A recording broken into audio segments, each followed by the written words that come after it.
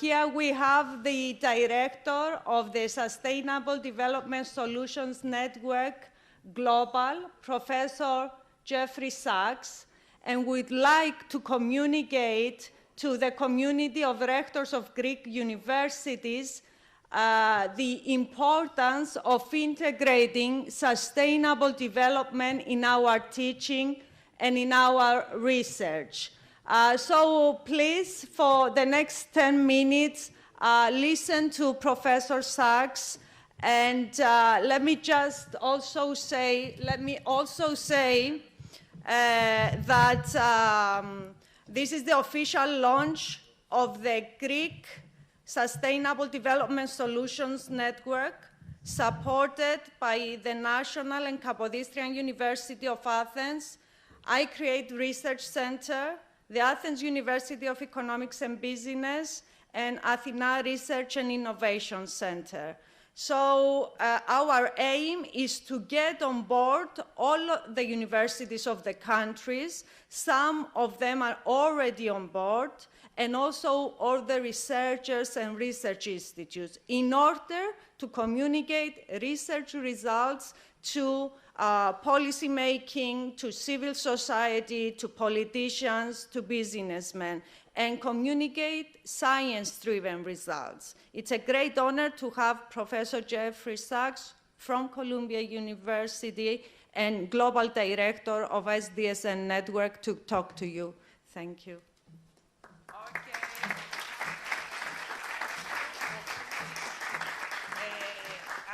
Welcome, Professor Sachs.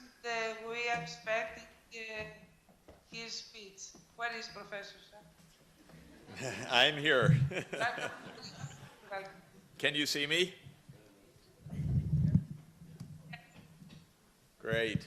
Ladies and gentlemen, rectors, minister, and all of the leaders of the Greece Sustainable Development Solutions Network, and leaders from around the world that are with us from the Sustainable Development Solutions Network, including Miguel Angel Moratinos, who is the leader of Spain's Sustainable Development Solutions Network, and of course one of the world's leading diplomats and former foreign minister of Spain.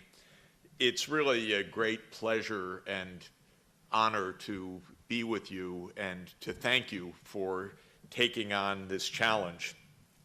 But I think it is necessary, compelling, for Greece to take on the challenge of sustainable development. I don't have to remind you that every country has committed to this challenge. In September 2015, all 193 member states of the United Nations adopted so-called Agenda 2030, which includes the 17 Sustainable Development Goals.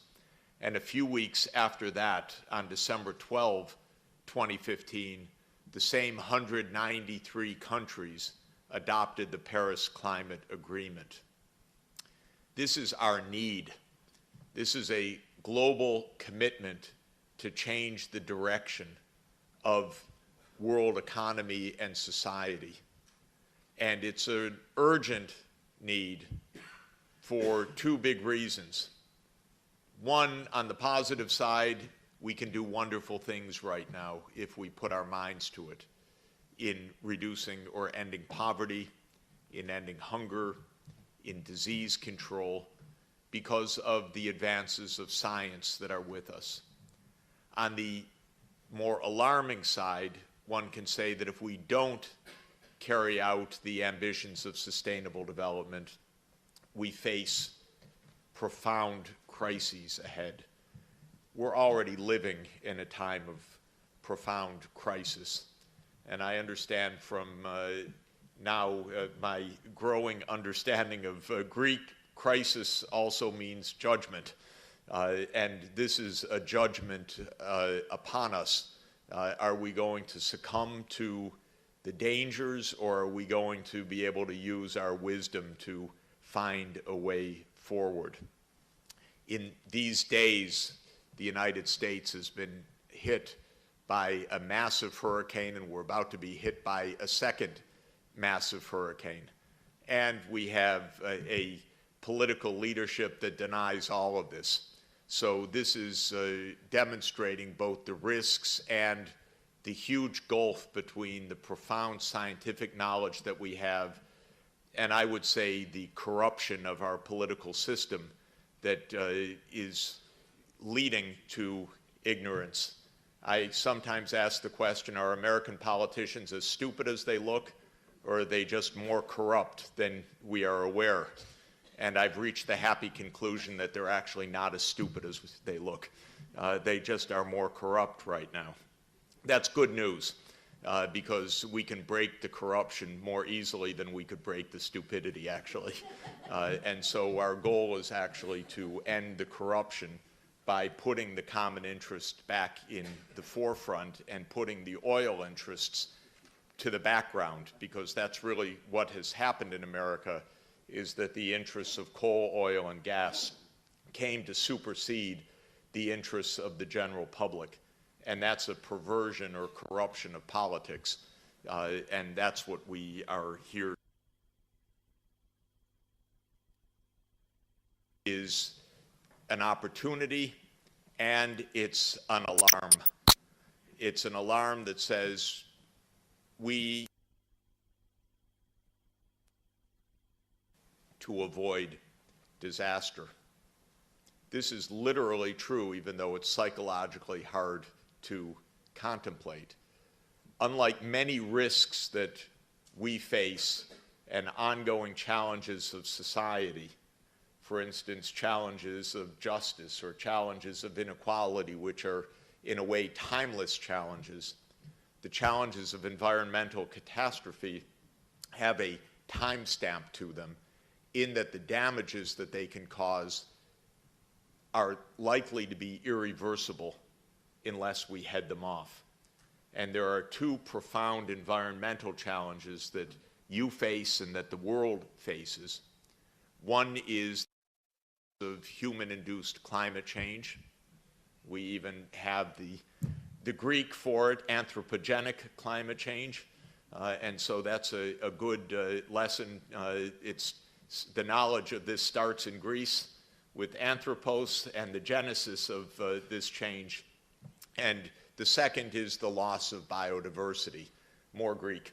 And we absolutely face irreversible disaster unless we head off runaway climate change, and we face the potential irreversible loss of millions of species unless we are able to manage not only climate change but land use in a sensible manner. Let me read you something from Science magazine published just a few months ago by Guyot, a climate scientist for the Mediterranean region. He says, our analysis shows that without ambitious mitigation policies, the ecosystems in the Mediterranean will likely alter in a way that is without precedent during the past 10 millennia. We're about to enter a period of disaster that has not been seen during the entire age of civilization. And the specific disaster that this article refers to is the drying of the Mediterranean. We know from climatology that the Mediterranean basin is enormously vulnerable to the spread of deserts, because basically the Hadley cycle will intensify, and the descending warm, dry air that creates the Sahara will spread its effect to dry a much larger region, including the Mediterranean basin. And what this article shows is that, in fact, the last 40 years have been the driest in the eastern Mediterranean for hundreds of years. So this drying pattern is already underway. I often feel that Europe, with its center in Brussels and its power in Berlin, doesn't feel the drama of the Mediterranean adequately. And this is really why it's important also for the voice of the Mediterranean to be heard much more dramatically. You are in the forefront of the climate crisis compared to the rest of Europe, because this is a drylands crisis, this is a subtropical crisis, this is a multi-civilizational crisis which the Mediterranean feels much more than Northern Europe. It's not that Northern Europe is neglecting it, but they don't feel the urgency the same way, and I don't think they feel the vulnerability and the irreversibility of this crisis. So the voice of the Mediterranean is absolutely essential, and this is the cradle of all Western civilization, so it's especially dramatic. When I think about the tasks for SDSN Greece, some special topics I wanted to mention very, very quickly. First is, as I've just said, the Mediterranean climatology and ecology, the health of the sea, and the health of the Mediterranean basin environmentally. You have to lead this. No one else in the world cares about this the way that you will care about this. No one else in the world has the expertise that either you will generate or will not generate. The Mediterranean is yours. It's your responsibility, it's your unique leadership, it's your knowledge, but it's the global heritage and the global stakes. And so first, a network of climatology and ecology, oceanography that helps us to understand the health of the Mediterranean basin, the threats, the change in climatology, and the issues of resilience, adaptation, and of course, crucially, mitigation. That's number one. Second and related is food security in the Mediterranean basin. Because of the change in climate, the entire food system is at risk. And this is, of course, one of the greatest stakes for you and one of the greatest stakes for the world, because the Mediterranean food system, first, it's the world's healthiest diet, so we don't want to lose it. Second, it's highly vulnerable.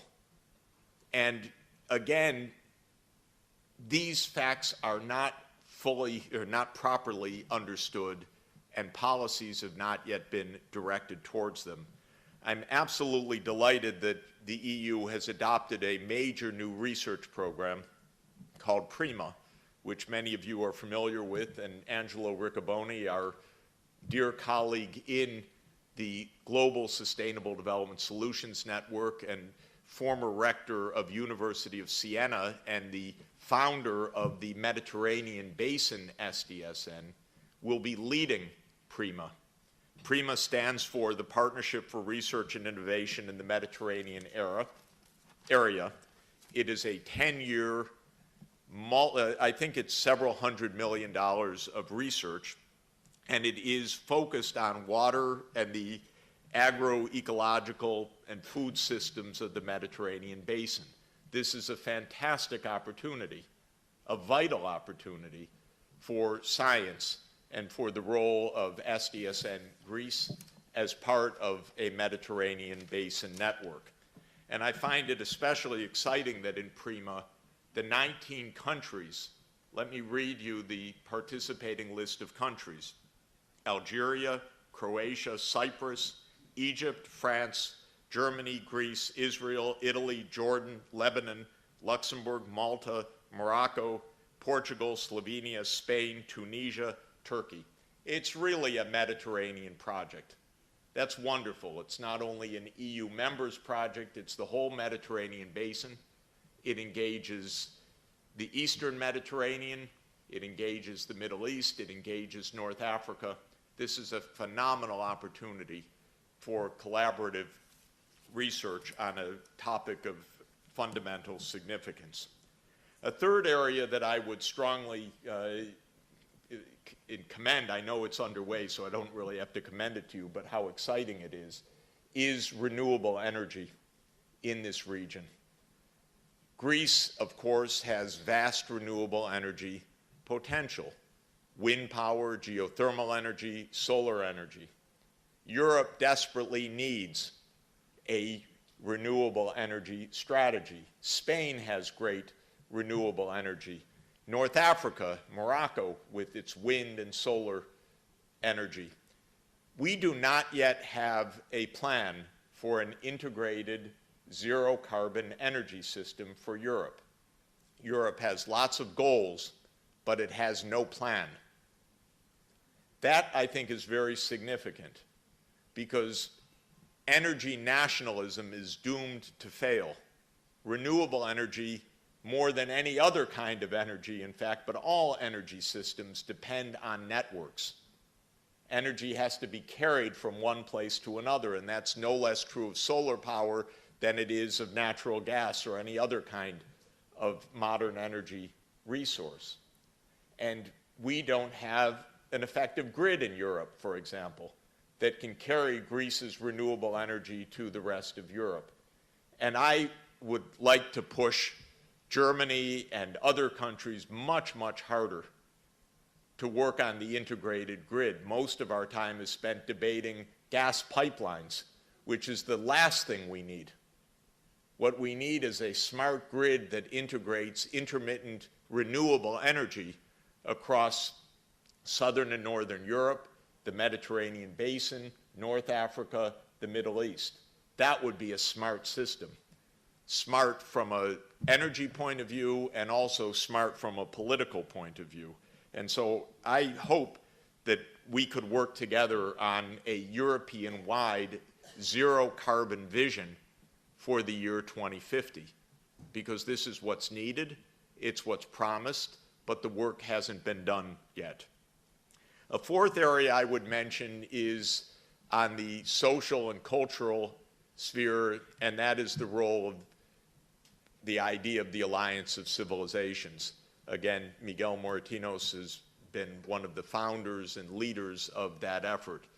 But I don't have to tell you that the region that we're in right now is at a crossroads of civilizations of the world and has been for thousands of years. And these civilizations are not effectively talking with each other. They are fighting with each other increasingly. The misunderstandings are profound. I don't even want to go into the ignorance of the United States in this, which has been a profound source of destabilization in the last quarter century, because Americans couldn't name 3 cities in this region, much less explain the civilizational divides. Jeff, and it absolutely behooves, I'll make it brief. It behooves this region to help bring the civilizations together. And this is a meeting point and a crossroads. A fourth meeting point and crossroads is on Eurasian integration. We have too many divides. I believe there's a fundamental case for Europe responding to China's initiative, the One Belt, One Road initiative, is China's call to say, we want to extend infrastructure from East Asia towards Europe. And Europe, I think, should be answering equally, saying, we will take responsibility and help to meet you so that the Eurasian great landmass of 60% of the world's population and 3/4 of the world's economy can become an integrated, prosperous, and peaceful home. And that's another opportunity that I think is absolutely phenomenal. And finally, I can't resist your inevitable leadership on the philosophy and the ethics of all of this. The study of philosophy and ethics started here, I think a few hundred meters from here, in the academy and the lyceum. And I think you are the continuing, need to be the continuing promoters of these ideas and a place where the world can come together to talk about a shared ethics of sustainable development and philosophical basis of the common good. And there is no place that has richer resources of ideas and history and inspiration than Athens for exactly that purpose. And I hope that you will use that unbelievable and unique resource that you have for the world benefit. Universities have 5 core roles in this, and I'll just close here. I know that I've overstepped the time. One is education, of course, that's core mission. Are we training young people in sustainable development? Are we training them in the interdisciplinary knowledge that is needed? Are we training them in the 3 great fields of knowledge that Aristotle taught us to train in, from the episteme, basic science, to techne, to applied knowledge, to phronesis, to practical wisdom, the ethics of how to apply this knowledge. This is absolutely essential. And so we need integrated programs of sustainable development as core to our teaching. Second, of course, is research, basic research on changing climatology, on the ecology, on the economics of the Mediterranean basin, and so forth. Third, exactly what's happening today is convening. Universities and university networks should be conveners. They're honest brokers. They are safe meeting points for stakeholders of business, government, knowledge community, civil society. It is, in my view, a fundamental role. A fourth role is incubation of businesses, of startups, of tech, of new approaches and new solutions for universities to get out to actually solve problems. And the fifth, I want to say, is to integrate with global research programs, or one could say regional and global programs. So just to mention, in addition to the one that I've already alluded to, the EU program on PRIMA, the Global Sustainable Development Solutions Network has several global research programs underway. One is on deep decarbonization. How in 30 years can the world practically move to a zero carbon energy system, which is what we need to do to achieve the Paris Climate Agreement. Second is a project we call FABLE, Food, Agriculture, Biodiversity, Land Use, and Energy, which is basically what is sound land use practice in the 21st century that integrates the visions of conservation, carbon management, food security, and livelihoods. A third project is called The World in 2050, which is an attempt to use multidisciplinary means to project forward to what a sustainable world at mid-century can look like. And the fourth is on the metrics of sustainable development, especially the production of indicators and indices of sustainable development so that we can track the sustainable development goals and hold ourselves accountable for success. Sorry to have overrun the time. Thank you very much for the privilege of being with you.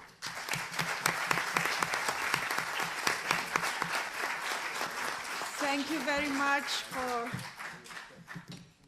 a wonderful intervention. Let me just briefly say that Greek universities have started integrating sustainable development teaching, that there is a lot of basic research going on with regards to climate, natural resources, and the integration of other disciplines, engineering, economics, social sciences, and governance. We are also in contact with the ongoing projects of the Global Sustainable Development Solution Network, the Carbonization Project, and so on. We also have a lot of regional projects, mainly financed by the European Union DG Research, and also involved in global projects. So there is a lot going on there too. What we are not very strong is the interaction between what we produce in this research and we are not so good in communicating the results. But there are efforts for creating incubators of innovations, efforts to use technology-intensive companies to help towards the implementation of this research that leads to sustainable development. So a lot is already being done, but we need a better network to make it more visible and allow the integration of the different disciplines and different sectors in order to really produce something beneficial for the economy. So thank you very much, Professor Sachs. And before I open